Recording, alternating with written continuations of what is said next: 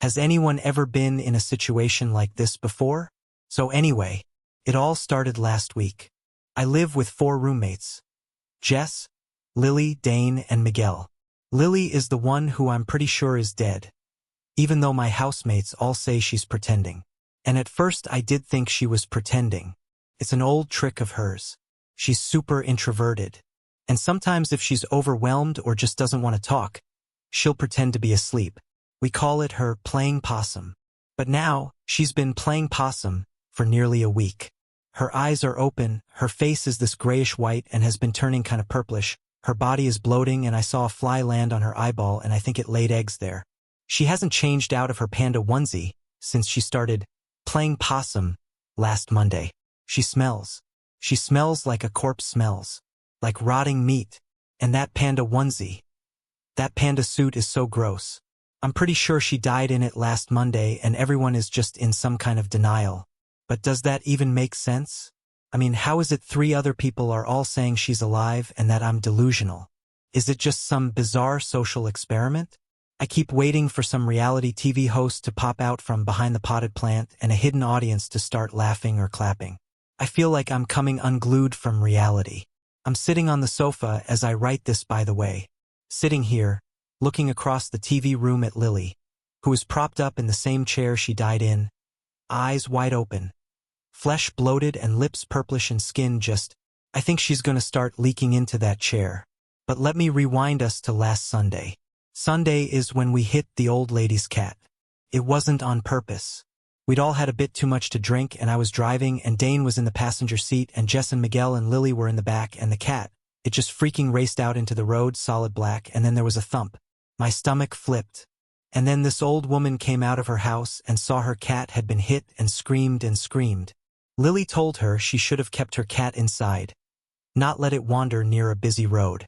Anyway, long story short, I think that lady was a witch and hexed us for killing her cat. More specifically, I think she hexed Lily. I mean, I don't think. I know. Because the woman said some words in a strange language and we all called her crazy and drove home. So that was Sunday night. Come Monday when I came out for breakfast, I was up early as usual. The only other person out in her chair in the living room was Lily, bundled up in her panda onesie. I said good morning, but she had a 1,000-yard stare. I figured she just wanted to be left alone and didn't think anything more of it until I got home from work in the afternoon. Lily was still in the chair. Same exact pose. Still in her panda onesie. I asked if she was all right. Miguel was playing a video game and he answered for her. Said Lily was sick and had stayed home from classes. I hope you feel better, I told Lily. She didn't respond. Lily? I said. She didn't respond. Hey Lily, I said that I hope. Chill. Just leave her alone, snapped Miguel, who seemed annoyed because I was interrupting his game. I thought it was weird, but I let it go because he was acting so normal. But at dinner she was still in her chair in the same pose and hadn't moved. I tried talking to Jess, who told me, she'll be fine, it's just a cold. This behavior went on for days. And just, anytime I tried to ask any of my roommates if Lily was okay, they would act like I was the crazy one. I tried to point out she hadn't changed out of her onesie and was told to quit being an asshole. She's sick. Let her be. At one point I was staring at her from the sofa, trying to catch her blinking, and Jess yelled at me and told me to stop being such a creep, that I was weirding Lily out. They even put up a big cushion in front of her to block her from having to see me, which she clearly couldn't because she was by this point 3 days dead. I assumed once the rotting set in that they would notice, but they just pretended all the harder. And in fact, they even started staging her body. Like, I know it sounds really weird. I don't know why they did it or if it's some sick social experiment or what, but they moved her. I found her at the table one morning. She was slumped backwards over her chair, sightless eyes staring up at the ceiling. Everyone talked to her like she was alive. By this point, she also stank.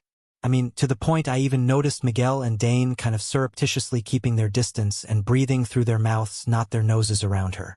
I tried to talk about this to them later, but Miguel just wrinkled his nose at me and said, yeah, I know, it's gross, but she's super depressed. Jess says she's never seen Lily this bad before. She's mad upset about that cat. Just let her be. We gotta let her work through this. She'll come out of it. Until then, things like showering and getting out of bed are really hard for her. I almost told him, yes, those things would be hard for a dead person to do. But I didn't. Honestly, I didn't know how to respond. I finally managed to say, "Dude, I think she's rotting in that panda suit." He chuckled and shook his head and said, "Come on, don't be an asshole." I finally did what I should have done from the beginning and called the police. I said I wanted a wellness check on Lily. My roommates tried to send them away, but I came downstairs and insisted and pointed to the corpse in the panda costume in the chair by the television. That chair was really gross by now, and the cops went over to examine her, and I really believed, really and truly, that we were all about to be arrested for having a dead girl rotting in our living room, congealing into that chair. But they pretended she was alive, the same as my roommates kept doing. She never spoke a word in answer to them. Never moved. Later Jess took me aside and told me my actions were uncalled for, and that all I did was make things worse for Lily. So now I'm not sure what to do. Update. It's been several more days since I wrote the above stuff, and as you can imagine, her body became severely decomposed. Also, I confronted my roommates. We got into a huge fight. I told them that clearly the witch's hex had done something to Lily, that it was blinding them and we were all living with a dead girl. They looked shaken after I pointed out the smell. The way Lily wasn't eating, was literally rotting. They told me they thought I was seeing things, but the entire house reeked of death. None of us could stand it. We could all smell it. I heard Miguel and Dane whisper about the smell later, but they clamped up at a death glare from Jess. So I finally decided to take action. Last night, I bundled up the corpse in the panda suit and drove it out to the woods. There's these high bluffs out there. I tossed the corpse down the rocks. The animals out there will pick it to pieces, if it isn't already too rotted for them to eat. I came back home and also cleaned up around the house and put that disgusting chair out on the curb and finally went to bed. In the morning, I woke up to find Jess having a panic attack. She demanded to know where Lily was. I told her Lily left and Jess accused me of lying.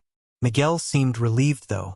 While Jess went out in her car to go searching for Lily, Miguel told me he could finally breathe again and that it really had smelled bad in here and someone needed to do something. He said he hoped Lily got the help she needed, but that this wasn't the right place for her and she probably needed inpatient treatment. I refrained from telling him that I thought it was way too late for a hospital. Anyway, her body being gone should be a good thing, except I think the hex is now hitting the rest of us. Because Dane, he's always a late sleeper. He didn't wake up through Jess's freak out or my conversation with Miguel.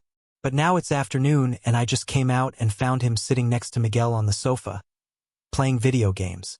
Only he's not actually playing. His eyes stare straight ahead of him. His hands don't move. There's a first-person shooter on the screen, and Miguel keeps telling Dane he needs to step up his game. But Dane is literally doing nothing, seeing nothing. I think he's like Lily was last Monday. Like the hex hit him and now he's dead. But nobody can see it. I don't know if I should wait for his body to rot, or if I should just take him out to the bluff sooner. If this plays out the same way, Miguel won't stop pretending Dane is just fine.